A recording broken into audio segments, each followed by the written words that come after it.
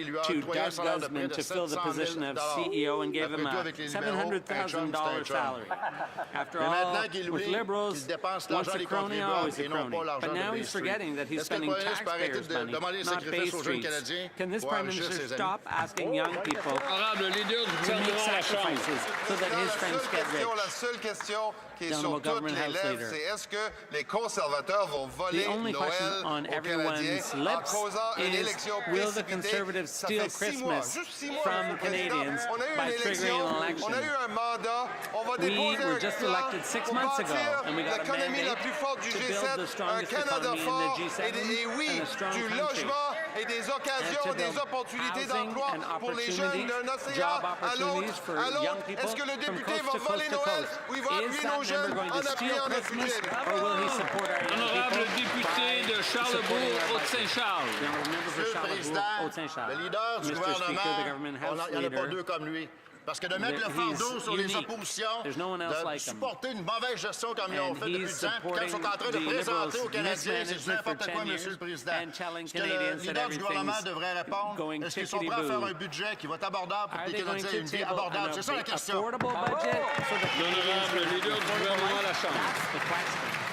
C'est une excellente question. C'est là la question. Oui, on va présenter un budget abordable. On va présenter un budget qui jette les bases d'une économie forte, qui garantit un avenir pour nos jeunes, qui garantit un logement pour nos jeunes, qui garantit des occasions de formation pour nos jeunes à travers le pays. La seule question qui se pose, élection de Noël, grincheux, conservateur ou opportunité de bâtir un Canada fort, meilleure économie du G7 pour les jeunes du Canada.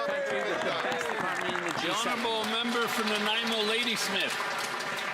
After 10 years of this government, liberal elites and insiders have never had it so good.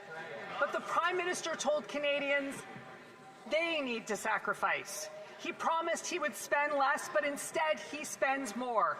The latest example? The head of his new defense investment agency, who has never served, will draw a $700,000 salary. Meanwhile, rent has doubled, food banks are breaking records, and seniors are living in their cars. How much more do young Canadians have to sacrifice so this Prime Minister can hire his buddies? The Honourable Secretary of State for Financial Institutions. Mr. Speaker, I don't know where the party ops has been for the last 4 months, but we've been traveling in the country listening to Canadians. On November 4th, we will table a generational budget, Mr. Speaker. We will spend less in government operations. We will invest more in Canada. We will invest more in Canadians, Mr. Speaker. We will invest in infrastructure, defense, national projects, housing. Mr. Speaker, on this side of the House, we believe in Canada. We will build our country and our economy, and the strongest economy in the G7. Thank you, Mr. Speaker. Honourable member for Nanaimo, Ladysmith. Tell that to the 700,000 kids lined up at sacrifice for liberal insiders. Canadians need a government that puts ordinary families first. While Canadians are sacrificing, the Prime Minister is handing out $700,000 salaries to his high-flying buddies like Halloween candy. When will this Prime Minister stop using taxpayer dollars to line his friends' pockets and finally give Canadians an affordable budget for an affordable life?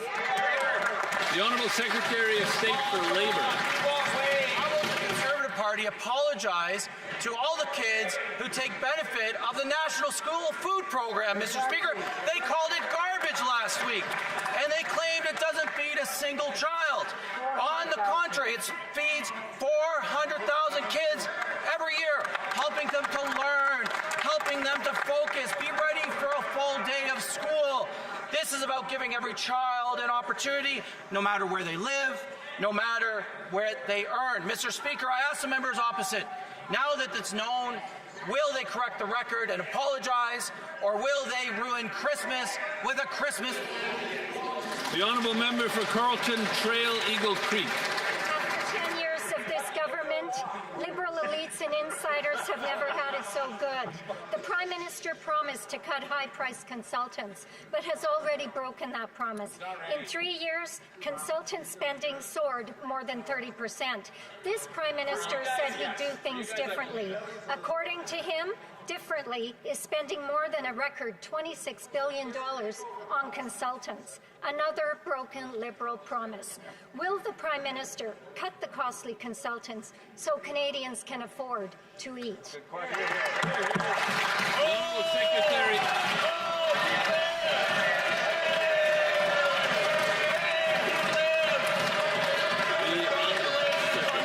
The Honourable Secretary of State for the Secretary of State.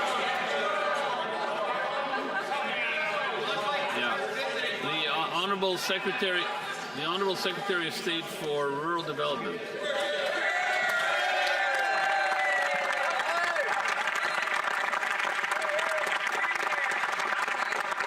Mr. Speaker, I reject the premise of that question, Mr. Speaker, because we all know on this side of the House the Conservatives never gave a dang about the low-income people and never will, Mr. Speaker. So I would point again A memo to the Conservatives. Canadians don't want a Christmas election, first of all. The second thing is I would ask the Leader of the Opposition.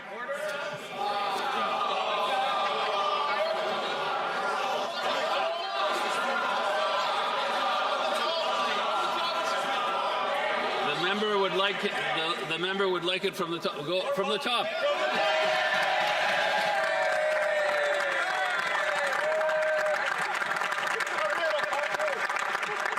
So, Mr. Speaker, as I speak about the challenges in this country, I'm going to ask the Leader of the Opposition, what did he take for severance when the current member from Carleton defeated him at the polls? How much did he take, Mr. Speaker?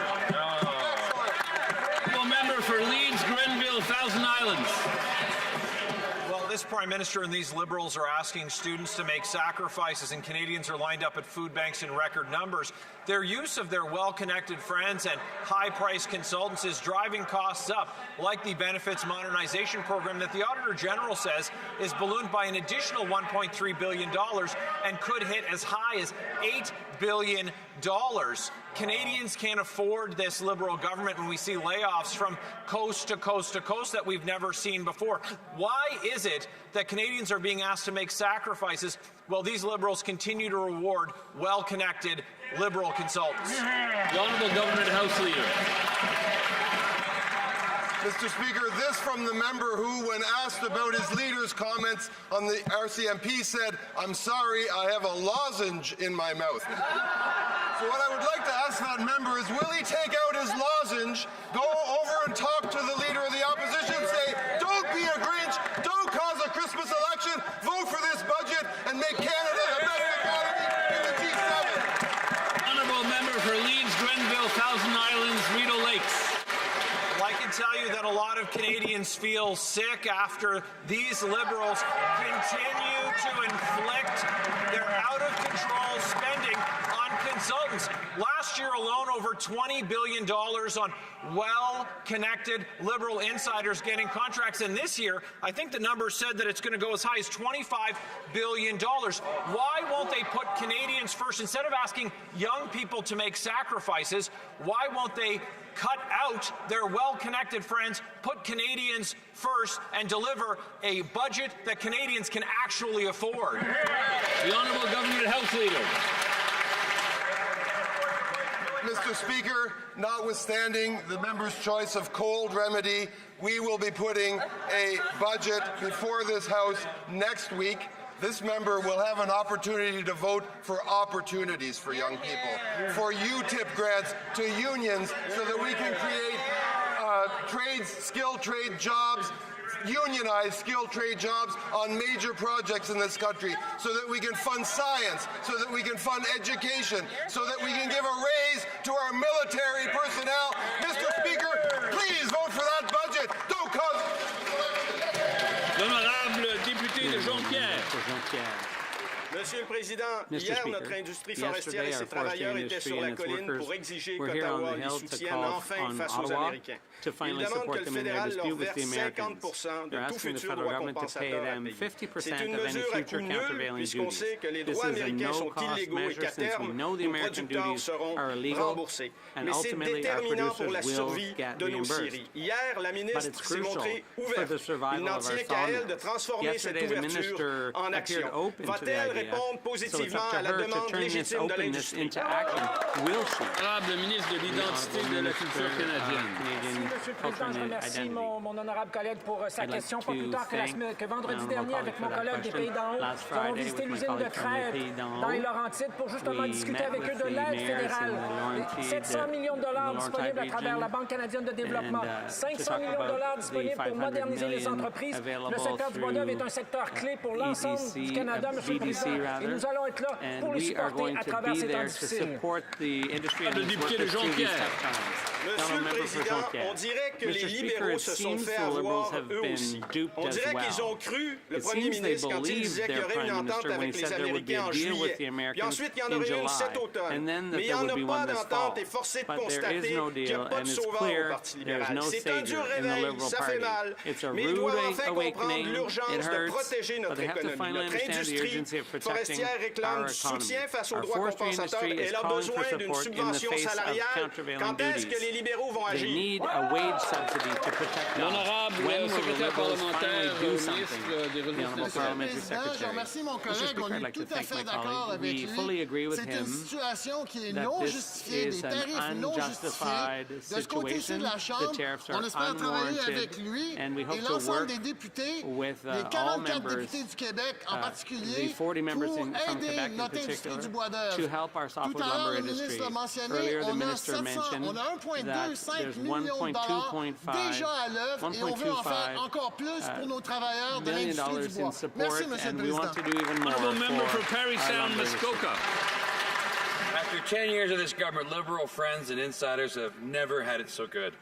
We just learned that the government's own housing agency just doled out over $3.6 million in bonuses to all but one of their 86 executives. That's about $43,000 per executive. Meanwhile, rents have doubled, mortgage payments have doubled, home prices have doubled. I'm just wondering if the minister can tell Canadians who cannot find a home how much more he requires them to sacrifice while he pays his executive bonuses. Honourable Minister of Artificial Intelligence and Digital Innovation. Thank you, Mr. Speaker. Well, the opposition keeps talking down our country. We are building it up. They talk down our housing as shacks and Soviet style. They talk down our police as despicable. They talk down our school food program as garbage. Meanwhile, here's some good news, Mr. Speaker. The only thing going down are interest rates. Meanwhile, we're working hard building affordable housing, hiring 1,000 new RCMP officers, and our national food program is feeding hundreds. Why don't they join us in building up the country instead of tearing it down? The honourable member for Parry Sound, Muskoka. Mr. Speaker, food bank visits have skyrocketed to 2.2 million this year. Home prices are 54% higher today than they were in October 2015. The CTV reported this morning that a 76-year-old man in Prince Edward Island has been living in his car for the last 2 months because he cannot afford rent. The Prime Minister has told young Canadians that need to sacrifice. So the question is very simple. How much more sacrifice do you require from struggling Canadians to pay executive bonuses? The Honourable Minister. Thanks for the question, Mr. Speaker. We are doing everything to build this country up strong. The Conservatives are talking it down. They talk down our housing program. They vote against affordable housing. They vote against school food programs. They vote against hiring 1,000 RCMP officers. The hard work right now is to build this country up. We've got a budget coming November 4th. I hope they join us in doing the hard work and build this country up and avoid a Christmas election. Fight for this country. The honourable member for Okanagan Lake West, South Kelowna. Mr. Speaker, after 10 years of these Liberals, insiders have never had it so good. Canadians made 2.2 million food bank visits last year, including 700,000 children. And seniors are living in cars because rent has doubled. Meanwhile, this government gave $1 billion to buy boats from Beijing, offshoring Canadian steel, shipbuilding jobs, while executives at the Canadian Infrastructure Bank pocketed fat bonuses. They laugh all the way to the bank while Canadian workers cry all the way to the food bank. When will this Prime Minister stop lining the pockets of insiders and start delivering an affordable life for Canadians? The Honourable Government House Leader.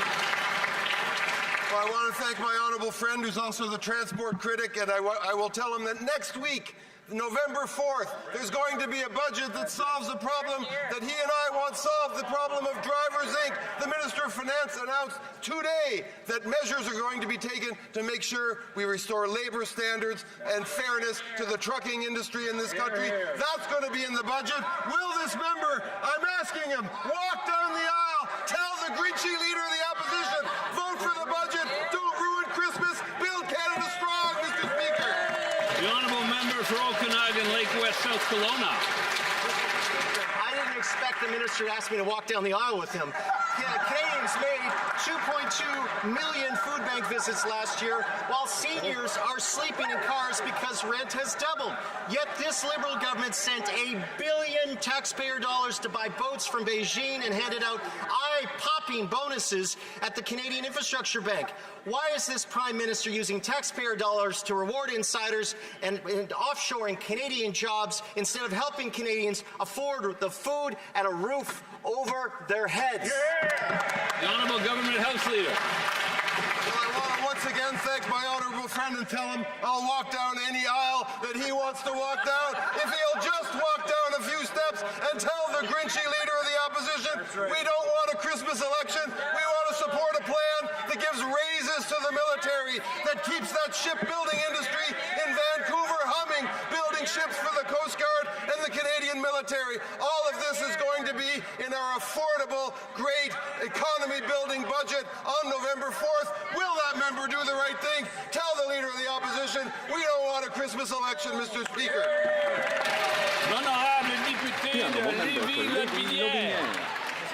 Mr. Speaker, while Canadians are struggling, it's the festival of bonuses for liberal elites and insiders. Executives at the Business Development Bank of Canada got an average of $216,000 in bonuses.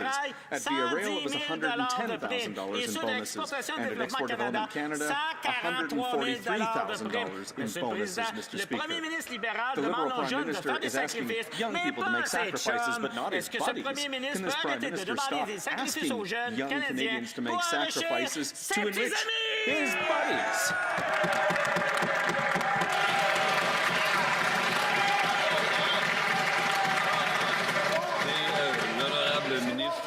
The Honourable Minister of Government Transformation. Merci, Monsieur le Président. Non, je ne suis pas capable d'accoter ça.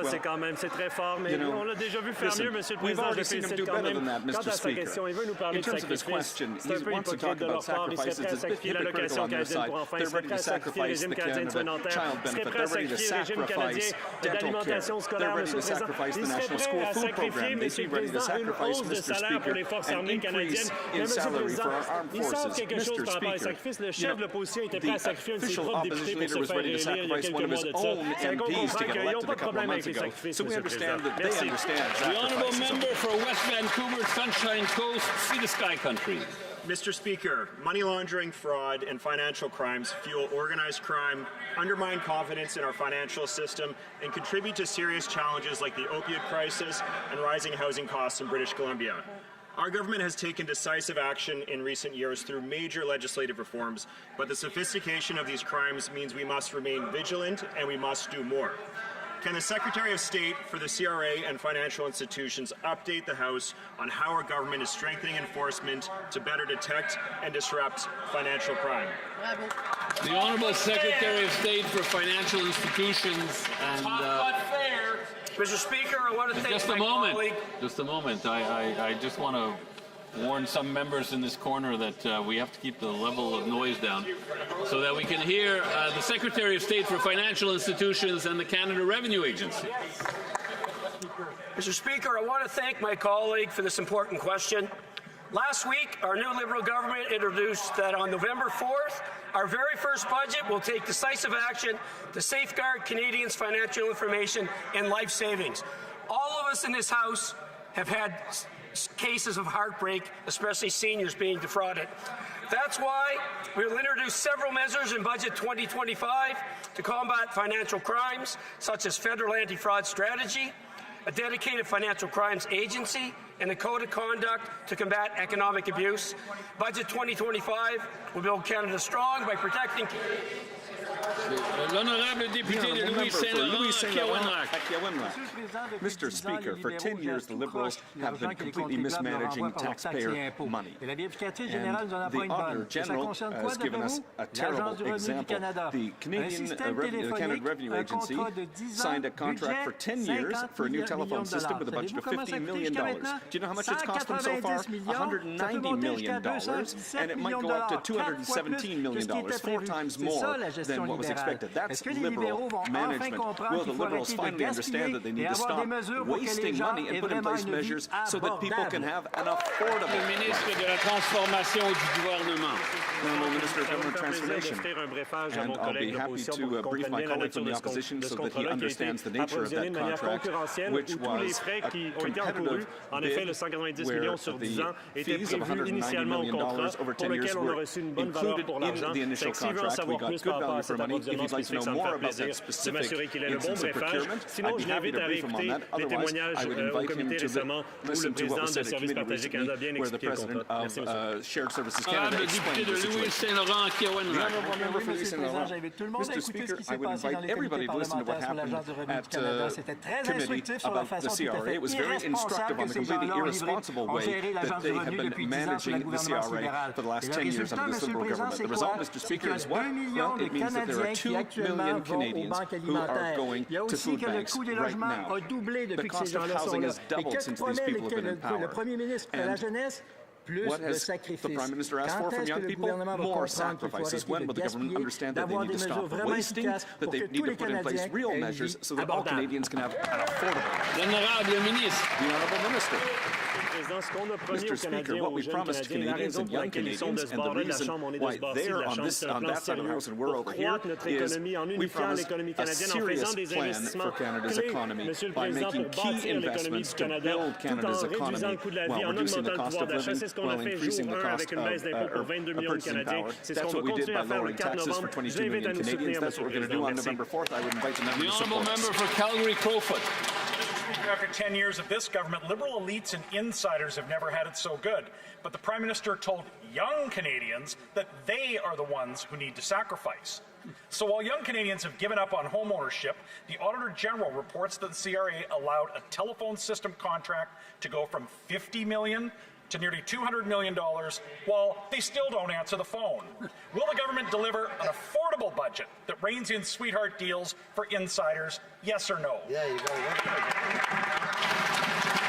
The Honourable Minister of Emergency Management and Community Resilience. Mr. Speaker, one thing is clear. Investing in housing is one of the most effective ways to tackle food insecurity. In the last 6 months, in my home riding of Edmonton Centre, I announced over $400 million in infrastructure investments and affordable housing.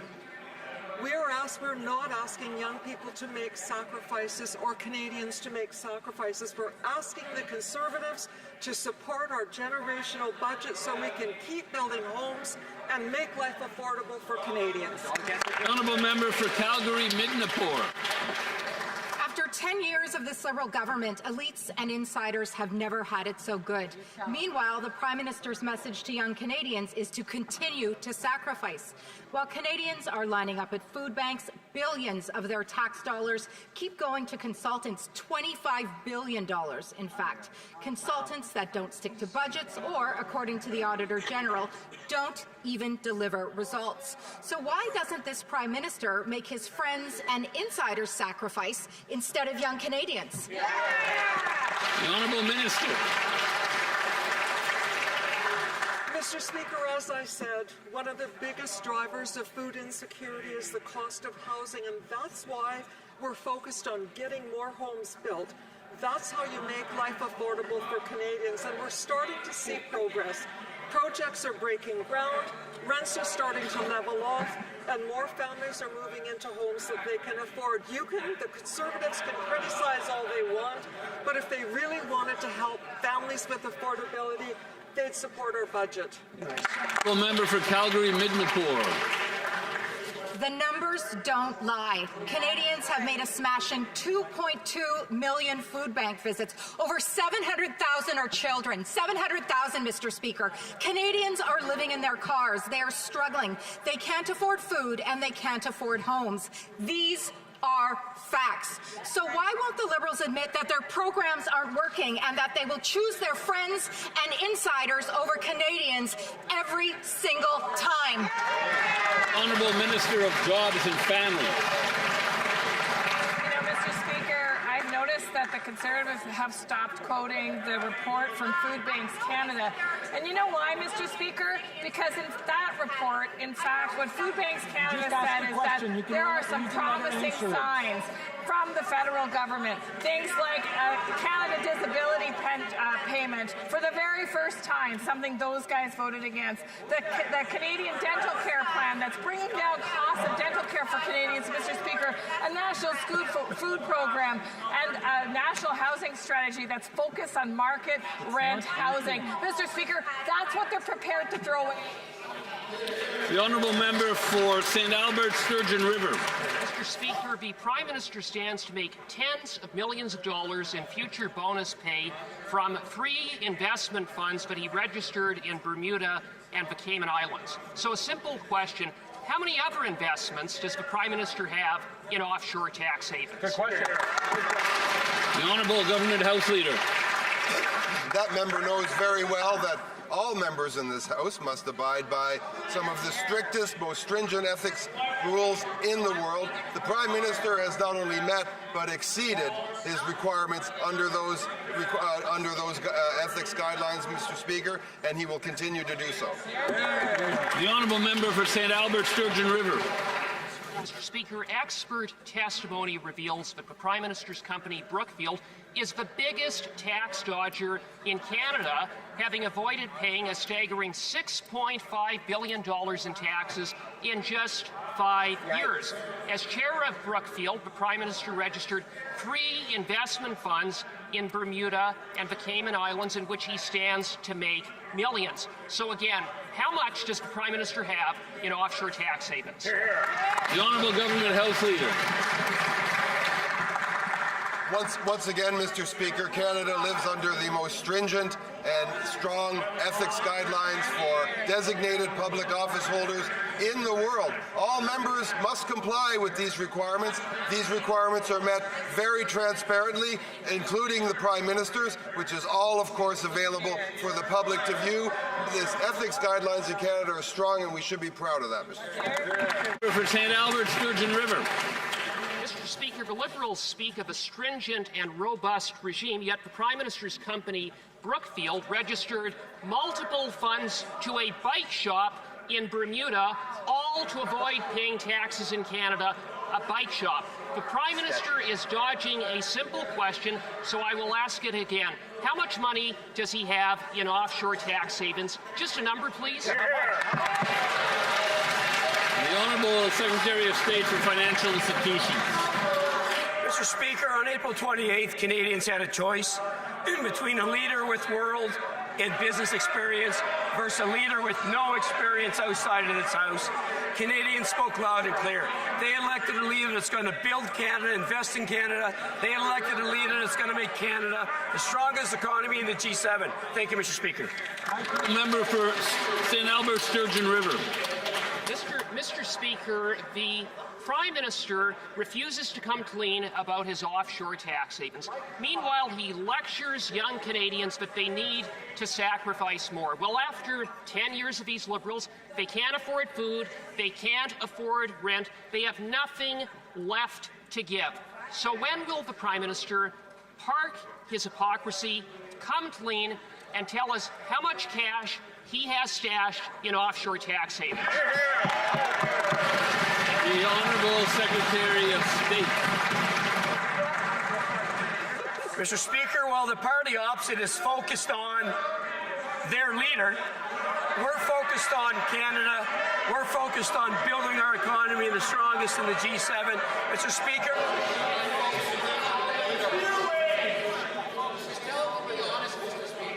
I couldn't hear. So if the Honourable Secretary of State would like to start from the top, that would be ideal. Start from the top.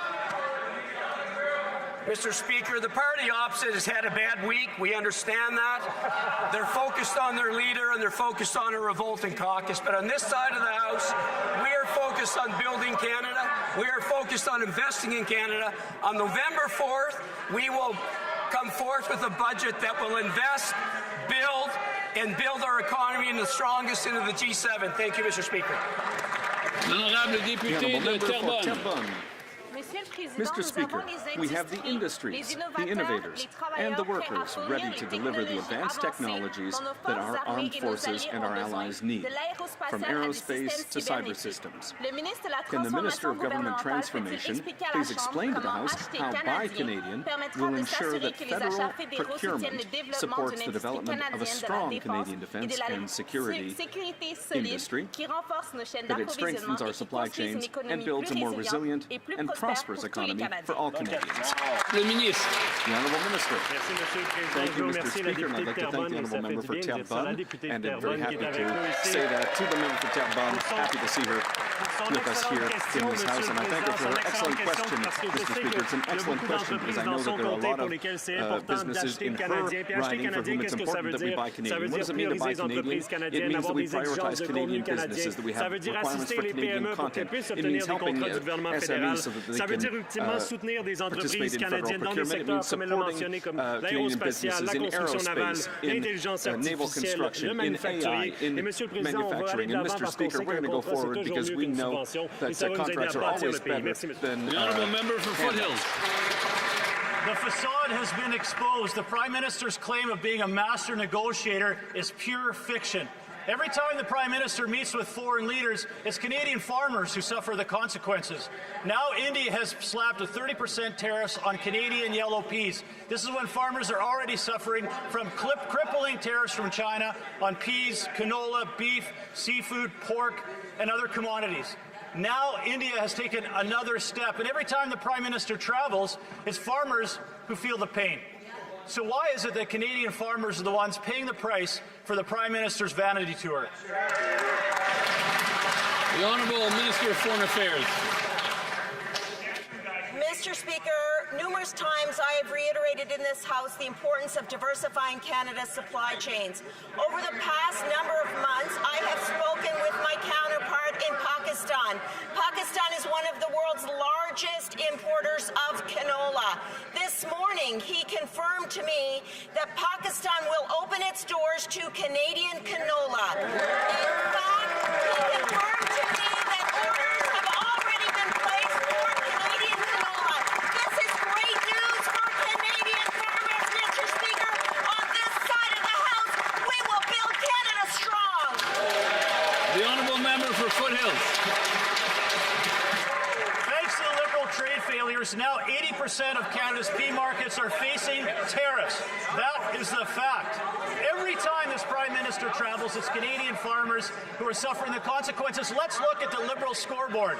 In China, 100% tariffs on Canadian peas and canola, 25% on pork and seafood, and Canadian beef has been blocked since 2021. United Kingdom does not take Canadian beef and pork. Meanwhile, imports from the United Kingdom in beef has skyrocketed. Now India slapped a 30% tariff on Canadian peas and 10% on lentils. Will the Prime Minister stop the photo ops and get tariff relief for Canadian farmers who are just trying to feed? The Honourable Minister of Foreign Affairs. Mr. Speaker, I'm going to reiterate that we are actively making sure that countries hear the interests of Canadian farmers, Canadian suppliers, Canadian producers.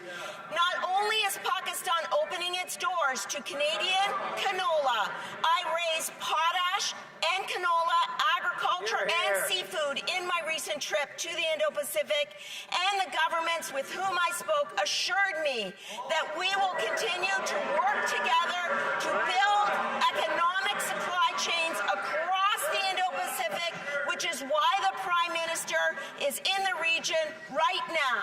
The Honourable Member for Souris Moose Mountain. Mr. Speaker, prairie farmers don't want handouts. They want a trade deal. China's unfair tariffs on Canadian canola have cost billions of dollars and punished our producers. The canola sector is bigger than Canada's steel, aluminum, and auto sectors combined. Yet this government, they treat it like an afterthought. Now the Prime Minister is in China meeting with President Xi. Will he finally reach a deal to lift these punishing tariffs or come back once again empty-handed, proving that when it comes to standing up for Canadian farmers, this Prime Minister is all talk and no trade? Honourable Parliamentary Secretary to the Minister of Agriculture and Agri-Food. Mr. Speaker, canola farmers produce the best canola in the world. And we know China has imposed unfair tariffs on canola. We're working on it. The Prime Minister and the Minister of Agriculture is currently in Asia, diversified our trade, but also resolving dispute resolution. And Pakistan now opens the door to our canola. But in the meantime, Mr. Speaker, we will be there for our farmers with programs to support them during this difficult time, Mr. Speaker. The Honourable Member for Mississauga Centre. Thank you, Mr. Speaker. Merci, Monsieur le Président. There are now less than 100 days until the 2026 Milano-Cortina Olympic and Paralympic Winter Games. Our government recognizes that athlete health and well-being are foundational to performance, and we want all of Team Canada to know when you're representing the country we all love, we have your backs. Can my good friend and colleague, the Secretary of State for Sport, share how our government is supporting Team Canada Olympic and Paralympic athletes and their coaches? And while I have the opportunity, Mr. Speaker, let's go Blue Jays. The Honourable Secretary of State for Sport. Thank you very much, Mr. Speaker. On Monday, I announced more than $3 million of an investment in mental health for athletes to support the Canadian Olympic and Paralympic institutes and networks across our country, supported by the Canadian Olympic Committee and the Paralympic Committee. And, Mr. Speaker, we're also supporting Game Plan, the Canadian National Team Total Wellness Program. These investments are critical because our government knows health and mental health and overall well-being are foundational to the performance and the success for our national team athletes in sport and in life. Mr. Speaker, Canadians are proud of our athletes, and teams with the 2026 Winter Paralympic and Olympic Games coming up, fast approaching, Canada's new government is committed to supporting Team Canada. The Honourable Member for Elgin, St. Thomas, London South. Mr. Speaker, Canadian youth are struggling, but Liberal elites have never had it so good. Youth unemployment is at 15%. Young people are writing off the dream of home ownership as simply a fantasy. But the gravy train is chugging along for the Prime Minister's friends. 79% of Export Development Canada executives cashed in bonuses averaging $143,000 each. BDC executives got bonuses averaging $216,000 each. The Prime Minister's housing agency paid out over $30 million in bonuses. Will the Prime Minister ask his elite Liberal insider friends to make sacrifices instead of young Canadians? The Honourable Government House Leader. Mr. Speaker, little known fact because it wasn't exactly a bestseller, but that man was Pierre Poilievre's, the leader of the opposition's biographer. His biographer? Now, that would mean that he knows some intimate secrets about the leader of the opposition. What I suggest is that he walk down a few stairs, talk to his boss, tell the leader of the opposition, that Grinchy guy, don't steal Christmas from our kids, don't cause a Christmas election, vote for this budget. It's going to help Canadian youth and build the best economy in the G7. The Honourable Member for Vancouver Kingsway. Mr. Speaker, the Prime Minister says he wants to make generational investments in nation-building projects. New Democrats agree. We also know that a healthy economy needs a healthy workforce. The NDP pioneered dental care and pharmacare because they deliver essential primary health care to Canadians. We believe every Canadian should have head-to-toe health care regardless of their ability to pay. Will the Liberals acknowledge that universal public health care is nation-building and reflect that principle in their budget next week? L'Honorable Ministre de la Santé. The Honourable Minister of Health. Merci, le Président. Thank you, Mr. Speaker. I'd like to thank my colleague from the opposition for his question. You know, I am the Minister of Health, and my role is first and foremost to defend the Canada Health Act. So I can guarantee to my colleague that before and after the budget, certainly we will defend universal health care for Canadians. Thank you. Member for Vancouver East. Deep cuts are being planned for the arts and culture sector in the upcoming budget. Festival and events could lose $22.5 million, reducing their funding to 2007 levels. The Canada Arts Council could face a $50 million cut.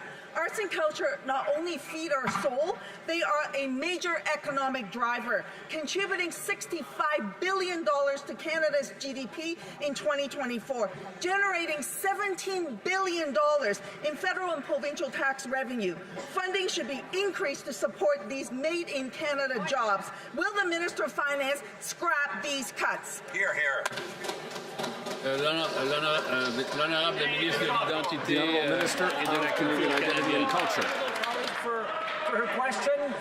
In fact, between 2015 and 2024, this government has doubled the funding for the arts and culture sector in this country. We have doubled the funding for the Canada Arts Council. We will continue to be there for our artists and for our cultural sector, Mr. Speaker. I I would like to draw the attention of members to the presence in the gallery of the Honourable Barb Ramsey, Minister of Social Development and Seniors for the province of Prince Edward Island. John?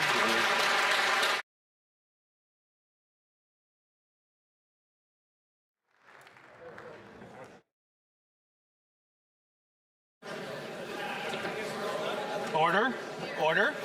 It being Thursday, I know members are eager to hear the Thursday question, so I just ask colleagues to please disperse quickly so we can hear the Thursday question. The Honourable House Leader of the official opposition.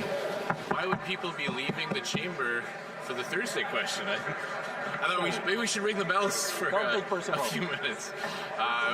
Mr. Speaker, it being Thursday, I will rise and ask the traditional Thursday question.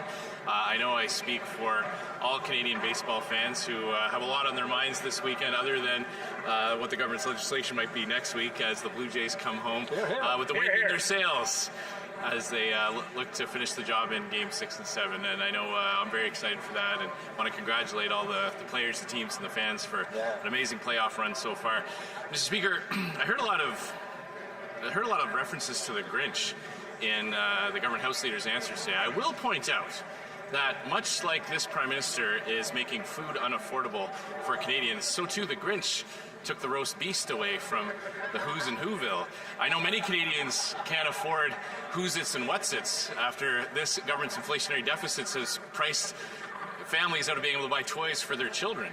So I hope that it's the government that will remove their Grinch costume and think about an affordable budget for an affordable life for Canadians. So I'd like to ask the government House Leader what the business for the rest of this week and next week will be for the House, and ask specifically, will he show some Christmas cheer and some Christmas charity and allow this House to have a take-note debate on any number of issues that are distressing to Canadians? For example, the official opposition has asked for a take-note debate on softwood lumber, as many Canadian families are heading into the Christmas season out of work from the lumber industry after punishing tariffs that this Prime Minister has failed to remove. Will he schedule a debate on the automotive sector after thousands of workers in Canada received pink slips because of this government's failure to get a deal on autos? Will he schedule a debate on agriculture as our Canadian producers now face not only tariffs from China but now India, something that this Prime Minister promised to solve? He said he would get a deal and get a win for Canada, remove tariffs. There are actually more tariffs today on Canadian workers than there was when this Prime Minister took office. And finally, when this budget is introduced on Tuesday, will they continue to ask Canadians to sacrifice even more so they can line the pockets of their Liberal friends, or will he bring in an affordable budget that allows Canadians to have an affordable life? Here, here. The Honourable Government House Leader. Well, Mr. Speaker, there was a lot there. There was kind of like a Trey Savage slider. And we'll try not to swing or flail too much at all of those hard pitches from the opposition House Leader. But I thank him for my question. You know, next week, Canadians will have a choice between, yes, an affordable budget for an affordable life that will build Canada strong and build the biggest and best economy in the G7. That's one choice they have. The second choice is a Christmas election. A Christmas election that no one wants, that follows 6 months from the last election, and that would deprive Canadians of benefiting from the budgetary plan that the government will be presenting next week. The opposition, what they serve up, Mr. Speaker, green eggs and ham. On this side of the House, a plan to build Canada strong and the strongest economy in the G7. But in the short term, cet après-midi, nous allons continuer le débat en deuxième lecture du projet de loi C-14, la loi portant sur la mise en liberté sous caution. Demain, nous reprendrons le débat à l'étape du rapport du projet de loi C-3, loi modifiant la loi sur la citoyenneté. On Monday at noon, we'll go back to debate on C-14, the Bail and Sentencing Reform Act, and in the afternoon, we'll turn to Bill C-4, major tax cuts for all tax-paying Canadians, contained in the affordability legislation at report stage and third reading. And next Tuesday, we'll resume debate at second reading of Bill C-13 and have to implement the protocol on the accession of the United Kingdom of Great Britain and Northern Ireland to the Comprehensive and Progressive Agreement for Trans-Pacific Partnership. In the afternoon, big day, Mr. Speaker. At 4 p.m., the Minister of Finance and National Revenue will deliver the budget speech, and I would also like to inform all honourable colleagues that Wednesday and Thursday, as we approach that fateful day where the opposition gets to decide whether or not they deprive Canadians of their Christmas, Wednesday and Thursday will be days reserved for debate on that budget, Mr. Speaker. Thank you very much. I wish to inform the House that the volume of earpieces will now be reset. Appel au règlement, l'honorable député de Pierre-Boucher, les patriotes verchères. Merci, Monsieur le Président. Lors de la période des questions du 6 octobre dernier, j'ai posé une question à la ministre de l'Emploi et du Travail sur la question de dossier des chauffeurs à rabais. Et dans sa réponse, en fait, la ministre a affirmé que son bureau, son ministère avait créé une équipe d'inspection spécialisée qui a déjà mené plus de 100 000 inspections d'activités de sensibilisation dans le secteur du camionnage. Aujourd'hui, on a appris qu'il y a une correction de son bureau qui a été faite dans les médias, que ce ne serait pas 100 000 inspections, mais plutôt 1 000 inspections. Alors, j'aimerais savoir, Monsieur le Président, si c'est possible plutôt de corriger l'ensemble, parce qu'il y a quand même un écart de 99 000 because that is a difference of 99,000 inspections.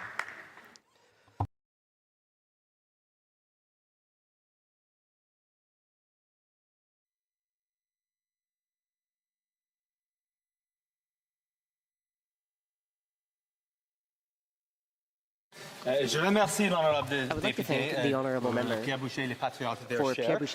Ce n'est pas possible de recréer le answer, mais son intervention est bien écrite dans son answer, donc son intervention est bien notée.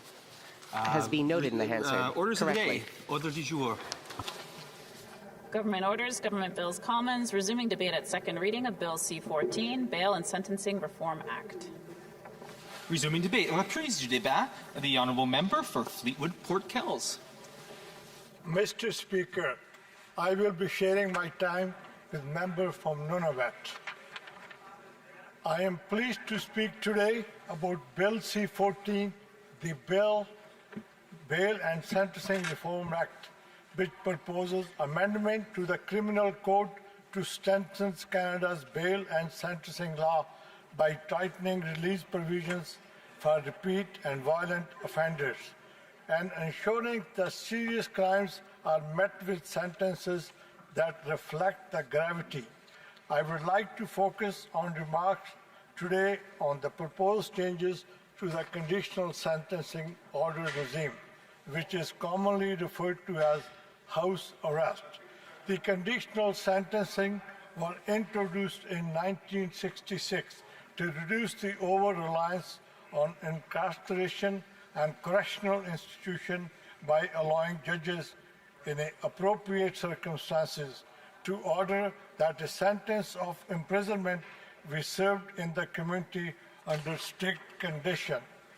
The Supreme Court of Canada has affirmed that conditional sentences are designed to combine the objective and disassociation of deference with the rehabilitation and reintegration of the offenders.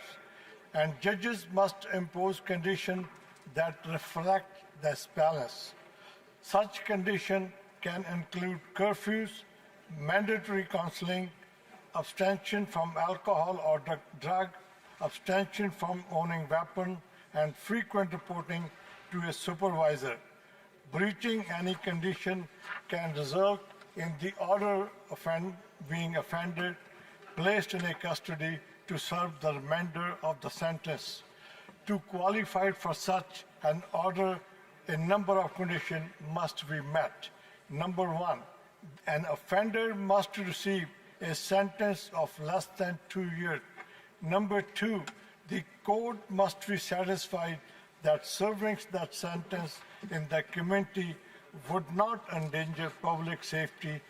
And number three, such a sentence must be consistent with the fundamental purposes and principle of sentencing.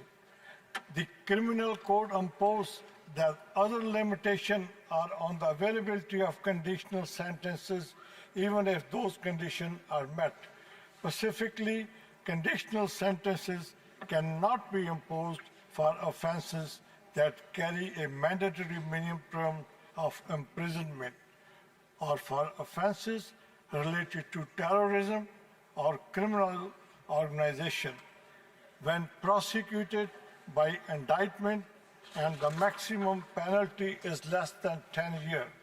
Imprisonment of more or for the offenses of attempt murder, advocating genocide and torture. Bill C-14 proposed to add new restriction on the conditional sentences regime in order to ensure that they would no longer be available for serious sexual offenses, including those involving children.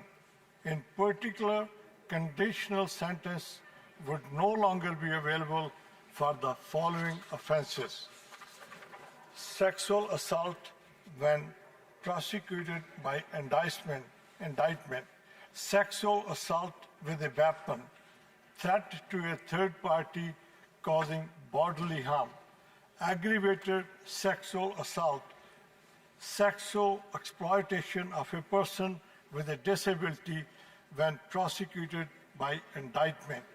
In addition, any offense that is of a sexual nature involving a victim under 18 years of age would be ineligible for a CSO when prosecuted by indictment.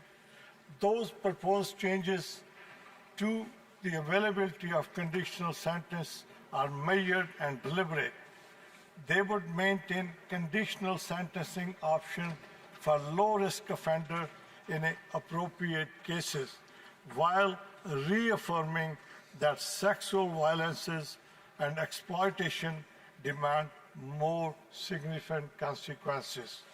Mr. Speaker, in my view, these changes are important and necessary, although appellate courts across the country has affirmed that conditional sentences are not appropriate for sexual offending. There has been a number of decisions in which courts have nevertheless ordered conditional sentences for a serious sexual offenses, included case involving minors or vulnerable victims. Given the profound harm these crimes inflict on victims and the need for sentences that clearly denounce such a conduct, I am supportive of the proposed amendment to restrict conditional sentences in the type of offending. Additionally, the proposed changes would respond to concern raised by a number of partners and key stakeholders, including the provinces and territories, about the availability of conditional sentences for offenders convicted of sexual assault and other serious sex offenses, particularly when those crimes involve children or other vulnerable persons. They have been clear and consistent in their views. Conditional sentences should never be available for sexual offenses of this nature, and especially not for those committed against minors. Bill C-14 responds directly to these calls for reform. It represents constructive federal-provincial collaboration to ensure that sentencing laws strike for right balance between judicial discretion, public safety, and society's confidence in the administration of justice. The proposed amendment also responds to the lived experience of victims and survivors. Many of them have described the re-traumatization that can result when they learn that an offender has been remained in the community after conviction. For survivors seeking a person found guilty of sexual offenses, serving a sentence at home can undermine confidence in the justice system and deter others from coming forward. Mr. Speaker, let me be clear. Conditional sentences can be an important pathway to accountability and reintegration, but only when the circumstances of the offense and the offenders make that outcome consistent with justice and public safety. In some cases, though, conditional sentences are simply not appropriate and send the wrong signal. In closing, Mr. Speaker, I would like to convey that Bill C-14 represents necessary and responsible criminal justice reform.